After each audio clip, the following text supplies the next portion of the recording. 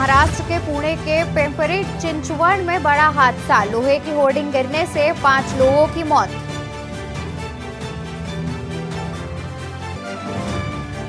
करनाल में rice mill की इमारत ढही, कई मजदूर दबे, कम से कम 2 की मौत की आशंका।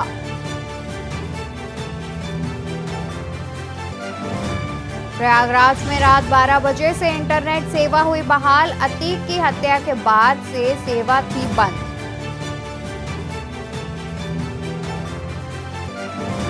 यूपी निकाय चुनाव, आज होगी नामांकन पत्रों की जांच। महापौर पद पर कुल 22 नाम दर्ज, लगेगी 2 बैलेट यूनिट।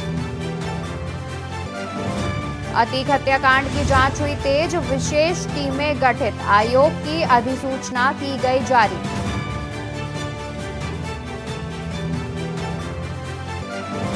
अगले 3 दिनों तक प्रदेश में गर्म हवाएं चलने की चेतावनी, प्रयागराज लगातार सबसे गर्म प्रदेश।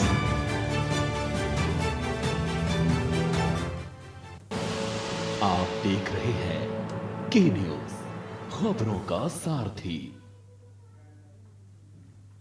नमस्कार, मैं हूं अवंतिका अवस्थी, स्वागत है आपका के न्यूज में। बात करते हैं खबरों की। खबर लखनऊ से है, जहां बीएसपी ने 10 मेयर प्रत्याशियों की घोषणा की। लखनऊ से शाहीन बानो बीएसपी मेयर प्रत्याशी।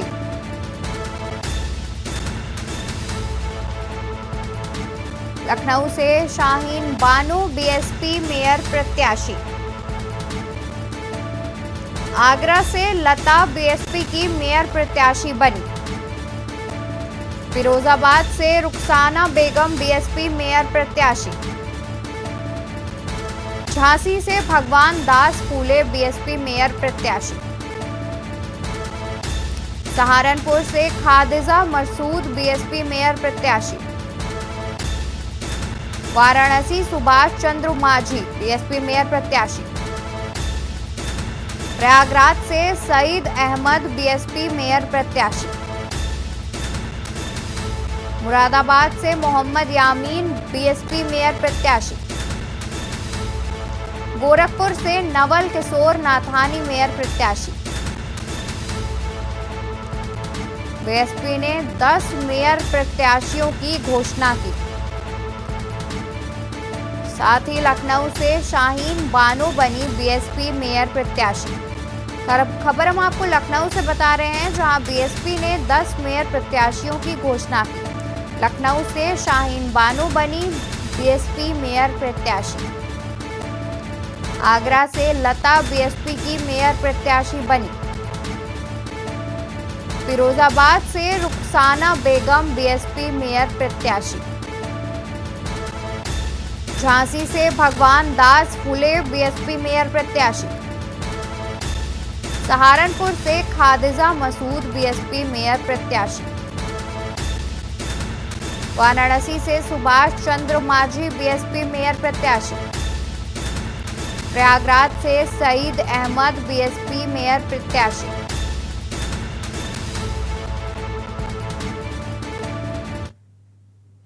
लखनऊ के क्रिकेट प्रेमियों के लिए राहत भरी खबर। 3 मई को होगा लखनऊ और चेन्नई के बीच मैच। 3 मई को लखनऊ और चेन्नई के बीच मैच होगा। पहले 4 मई को होना था इकाना स्टेडियम में मैच। नगर निकाय चुनाव के चलते बदली गई तारीख। चुनाव के कारण मैच पर मंडरा रहे थे संकट के बादल।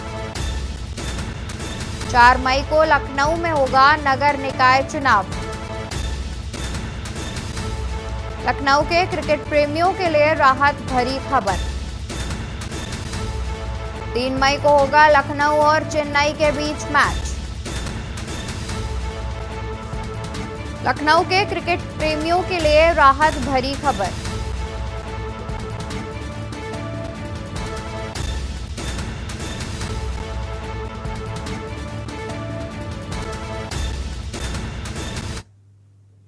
खबर लखीमपुर से है, जहां पूर्व एमएलए सुनील लाला दोषमुक्त करार दिए गए। सीएम योगी पर टिप्पणी को लेकर दर्ज हुआ था केस। सीएम योगी पर विवादित टिप्पणी को लेकर दर्ज किया गया था केस। सबूतों के अभाव में लाला दोषमुक्त करार दिए गए। 5 साल पुराने केस में एमपी एमएलए कोर्ट ने सुनाया फैसला। खबर लखीमपुर से है, जहां पूर्व एमएलए सुनील लाला दोषमुक्त करार दिए गए। सीएम योगी पर टिप्पणी को लेकर दर्ज हुआ था केस। सबूतों के अभाव में लाला दोषमुक्त करार दिए गए। 5 साल पुराने केस में एमपी एमएलए कोर्ट ने सुनाया फैसला। पूर्व एमएलए सुनील लाला दोषमुक्त करार दिए गए। सीएम योगी पर टिप्पणी को लेकर दर्ज हुआ था केस। सबूतों के अभाव में लाला दोषमुक्त करार दिए गए। 5 साल पुराने केस में एमपी एमएलए कोर्ट ने सुनाया फैसला।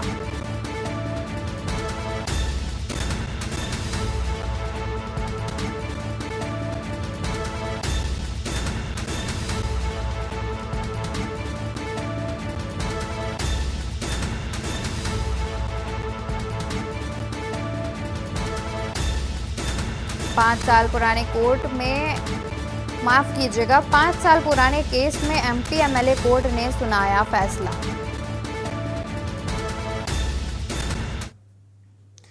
खबर वाराणसी से है, जहां ज्ञानवापी मस्जिद से जुड़ी बड़ी खबर सामने आ रही है। सोमवार को सुप्रीम कोर्ट ने सुनवाई की। ज्ञानवापी मस्जिद से जुड़ी बड़ी खबर सामने आ रही है, जिसमें मस्जिद क्षेत्र में वजू की वैकल्पिक व्यवस्था पर बैठक। वाराणसी के जिलाधिकारियों से बैठक बुलाने को कहा।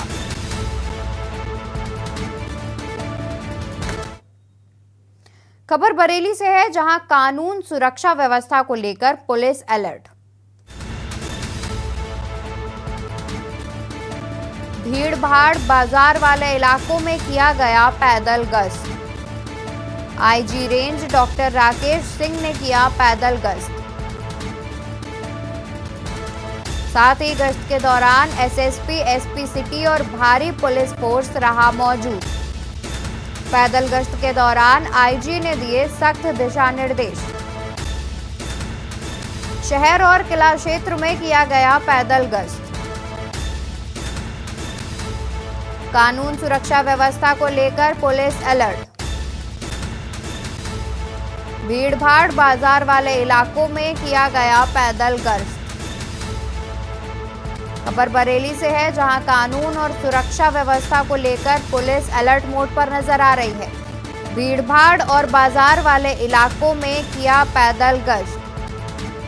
साथ ही IG range doctor Rakesh Singh ने किया पैदल गश्त।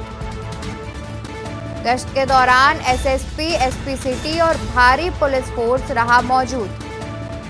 पैदल गश्त के दौरान आईजी ने दिए सख्त दिशा निर्देश। शहर और किला क्षेत्र में किया गया पैदल गश्त। खबर मिर्जापुर से है, जहां कक्षा 1 से लेकर 8 तक के विद्यालयों का बदला समय। सुबह 7:30 से 12:30 बजे तक संचालित होंगे विद्यालय। गर्मी और धूप से बचाव को लेकर डीएम ने लिया निर्णय। डीएम ने आदेश जारी कर सभी परिषदीय विद्यालय को दिया निर्देश। नामांकन स्थल पर पुलिस प्रशासन मुस्तैद।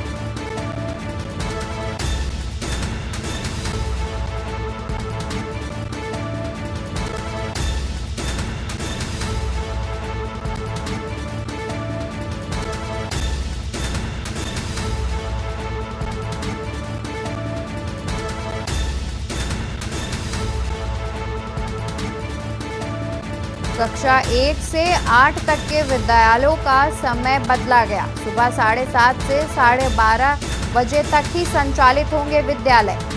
गर्मी और धूप से बचाव को लेकर डीएम ने यह निर्णय लिया है। साथ ही डीएम ने आदेश जारी कर सभी परिषदीय विद्यालयों को दिया निर्देश।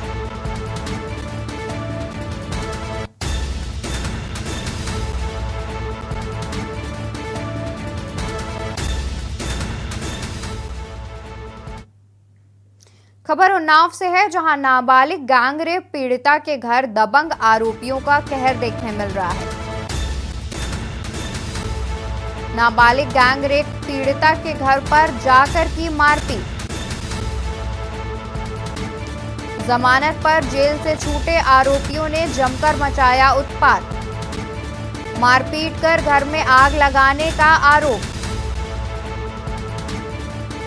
खबर उन्नाव से है, जहां नाबालिग गैंगरेप पीड़िता के घर दबंग आरोपियों का कहर। नाबालिग गैंगरेप पीड़िता के घर जाकर की मारपीट। जमानत पर जेल से छूटे आरोपियों ने जमकर मचाया उत्पात। मारपीट कर घर में आग लगाने का आरोपियों पर आरोप। नाबालिग से गैंगरेप पीड़िता के घर दबंग का कहर। नाबालिग पीड़िता के घर पर जाकर की मारपीट। जमानत पर जेल से छूटे आरोपियों ने जमकर मचाया उत्पात। मारपीट कर घर में आग लगाने का आरोपियों पर आरोप। खबर उन्नाव से है, जहां नाबालिग गैंगरेप पीड़िता के घर दबंगों का कहर।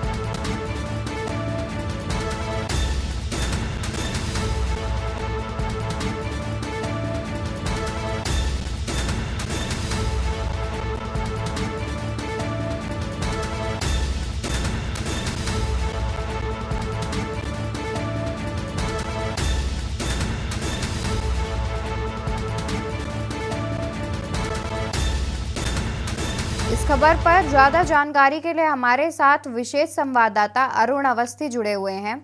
जी अरुण, क्या कुछ पूरा मामला है ये? बिल्कुल, एक नाबालिग के साथ में वर्ष 2021 की दिसंबर माह में और 22 की फरवरी माह में दुष्कर्म होता है, गैंगरेप होता है। इसमें 5 लोगों को पीड़िता के द्वारा नामित कराया जाता है। हालांकि उस समय जो थानेदार होते हैं उन्होंने 3 आरोपित होते हैं उनको बाहर कर देते हैं और 2 पर FIR दर्ज करते हैं। अब वही दोनों जो आरोपी हैं वो जेल से छूटे हैं और सुलह का दबाव बनाने के लिए पीड़िता के घर पहुंचते हैं, उसके साथ मारपीट करते हैं और उसके घर में आग लगा देते हैं। कहीं न कहीं ये पूरा मामला जो दुष्कर्म पीड़िता की जो बच्चा है उसको जान से मारने का ये पूरा चक्र होता है। और इस पूरे मामले में जो पीड़िता है उसकी भी पिटाई करते हैं, उसकी माँ की भी पिटाई करते हैं और 4 दिन पहले उसके पिता के साथ में भी इसी तरीके की घटना उसकी पिटाई की गई थी, जिसमें उसकी जिला अस्पताल में उसका इलाज चल रहा है। और अगर बात करें तो 1 दिन पहले मतलब कल रात में जब ये पूरी घटना हो गई, उसके बाद में जब मीडिया की सुर्खियों में मामला आया, उसके बाद पुलिस ने FIR लिखी और FIR भी मामूली धाराओं में लिखी है, जिससे अभी भी कहीं न कहीं पीड़िता के लिए जो उसकी सुरक्षा की बात है वो कहीं न कहीं प्रभावित हो रही है। और इस तरीके की घटनाएं जो है, इन घटनाओं के बाद में जो पीड़िता है वो बहुत डरी सहमी बनी हुई है। जी, साथ ही जिस तरीके से पुलिस कार्रवाई कर रही है, लगता नहीं है कि नाबालिग पीड़िता को न्याय मिलेगा। बिल्कुल, अगर न्याय की बात करें तो चूंकि 2 साल से वो न्याय के लिए ही भटक रही है और बात करें तो शहर मुख्यालय से लगभग 50 किलोमीटर दूर इंटीरियर में इसका घर है, जहां से उसको न्याय के लिए जिला मुख्यालय आना पड़ता है। और जिला मुख्यालय से वापस जाते समय ही लगभग 3 दिन पहले उसके साथ में मारपीट होती है, उसके पिता को मारा जाता है और उसके बाद में जब उसकी हड्डी टूट जाती है तो उसको जिला अस्पताल में भर्ती कराया जाता है। उसकी FIR के लिए वो 3 दिन से प्रयासरत होती है और कल शाम को 6 बजे फिर उसके घर में जो दबंग है, जो अभी जेल से छूटे हैं, वो अपने अन्य साथियों के साथ में उसके घर पहुंचते हैं, उसके साथ मारपीट करते हैं और जब वो नहीं मानती है तो उसके घर में आग लगा देते हैं। और इस पूरी घटनाक्रम में जिस तरीके से सूत्र बता रहे हैं कि जो नाबालिग पीड़िता है उसका जो बच्चा है उसको मारने की ये पूरी साजिश थी, जिससे जो कभी आगे जांच में कभी DNA जांच हो या और अन्य तरीके की कोई जांच हो तो जांच प्रभावित हो जाए, इसलिए कहीं ना कहीं उस बच्चे को मारने की पूरी साजिश थी।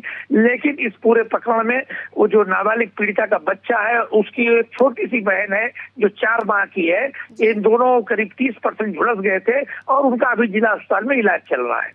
जी, साथ ही हम आपसे ये जानना चाहेंगे कि जिस प्रकार की कार्रवाई पुलिस कर रही है, क्या इस मामले का संज्ञान आला अधिकारियों तक गया है अभी या नहीं? बिल्कुल, जांच की बात आला अधिकारी कर रहे हैं और कैसे आग लगी इसकी भी बात कर रहे हैं, लेकिन जिस तरीके से पीड़ित परिजनों द्वारा तहरीर दी गई, उस पर जांच की कार्रवाई आगे नहीं बढ़ रही है, जबकि पीड़ित के द्वारा कुछ फोटोग्राफ्स भी दिए गए हैं। उन फोटोग्राफ्स में उनका दावा किया गया है कि हमारे पिता के साथ ये लोग मारपीट कर रहे थे, कुल्हाड़ी डंडे लिए हुए थे, लेकिन उसके बाद में भी उन बिंदुओं पर जांच न करके 3 दिन बाद वो FIR लिखी जाती है। क्योंकि पीड़ित जो है वो SC बिरादरी से है, अनुसूचित जाति से आता है, इसलिए इस पूरे FIR में 307 और SC ST भी लगनी चाहिए, लेकिन ये नहीं लगाई गई। जैसा कि अभी मेरी बात जो पीड़िता है उसके जो वक्ता है उनसे हो रही थी, उनका साफ आरोप था कि इस मामले में 307 न लगाया जाना और ST न लगाया जाना कहीं न कहीं ये बताता है कि पूरे मामले को थाना स्तर से ही समाप्त करने की योजना है और कहीं न कहीं पीड़ित को न्याय नहीं मिल पा रहा है। इसलिए इसके लिए आगे का जो मामला होगा वो फिर एक न्यायालय पहुंचेगा और न्यायालय लेके जाएंगे। 156 दिन में इस पूरे मामले को लेके जाने वाले। जी शुक्रिया अरुण तमाम जानकारी के लिए। तो जैसा कि अभी हमें पता चला है कि पुलिस मामले में लापरवाही बरतती नजर आ रही है, साथ ही पीड़िता को न्याय मिलता है या नहीं ये देखने वाली बात होगी। खबरें भी और भी हैं, यहाँ रुकेंगे एक छोटे से ब्रेक के लिए। आप देख रहे हैं के न्यूज़, खबरों का सारथी। ब्रेक से वापस आ गए हैं, बढ़ते हैं खबरों की ओर। बरेली से खबर आ रही है जहां IMC प्रमुख मौलाना तौकीर रजा खान ने के न्यूज से खास बातचीत में कहा कि उत्तर प्रदेश में बिगड़ी हुई कानून व्यवस्था के खिलाफ 19 अप्रैल को मौलाना तौकीर रजा अपने समर्थकों के साथ 12 बजे इस्लामिया इंटर कॉलेज में धरना प्रदर्शन करेंगे। साथ ही कहा कि देश प्रेम की भावना से ये धरना दिया जा रहा है और ये धरना तब तक जारी रहेगा जब तक सभी एनकाउंटर की उच्च स्तरीय जांच नहीं हो जाएगी। उसमें सरकार के खिलाफ भी जांच होनी चाहिए। मुख्यमंत्री ने सदन में कहा था कि मिट्टी में मिला दिए जाओगे और मिला दिया। मौलाना ने कहा कि मुख्यमंत्री तमाम मामलों की जिम्मेदारी लेते हुए अपना इस्तीफा दें।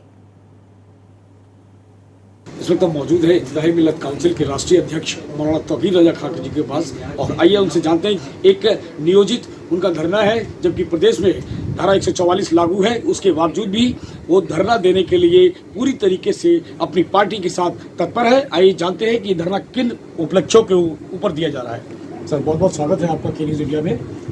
जानना चाहेंगे कि धरना किस उपलक्ष्य में दिया जा रहा है। धरना तकलीफ में और गम में दिया जा रहा है और गम और तकलीफ इस बात का है कि उत्तर प्रदेश की कानून व्यवस्था बिल्कुल चरमरा चुकी है।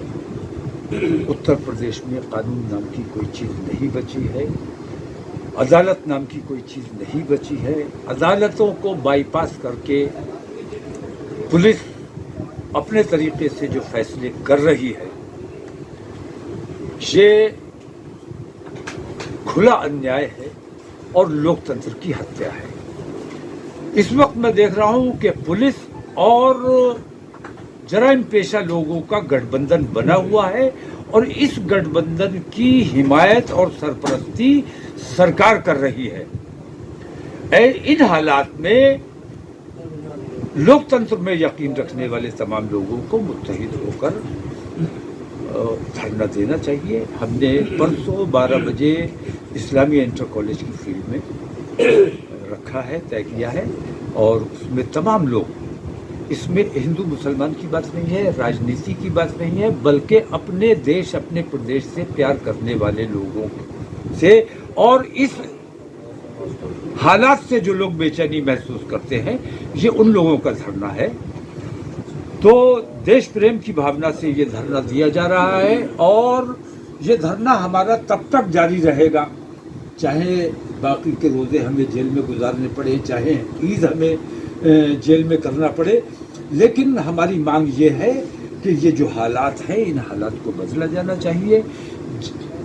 विकास दुबे से लेकर आज तक जितने इनकाउंटर हुए हैं, उन तमाम की जांच, उच्च स्तरीय जांच होनी चाहिए और इसमें सरकार के खिलाफ भी जांच की जानी चाहिए, क्योंकि मुख्यमंत्री ने बाकायदा सदन में ये बात कही थी कि मिट्टी में मिला दिया जाएगा और कितने लोगों को मिट्टी में गैर इंसाफ तरीके से, मुजरिमाना तरीके से मिट्टी में मिलाया गया है। एक अतीक और अशरफ की बात नहीं है। ऐसे सैकड़ों अतीक और अशरफ हैं, ऐसे सैकड़ों विकास दुबे हैं, ऐसे सैकड़ों राणा हैं जिनको मिट्टी में मिला दिया गया है।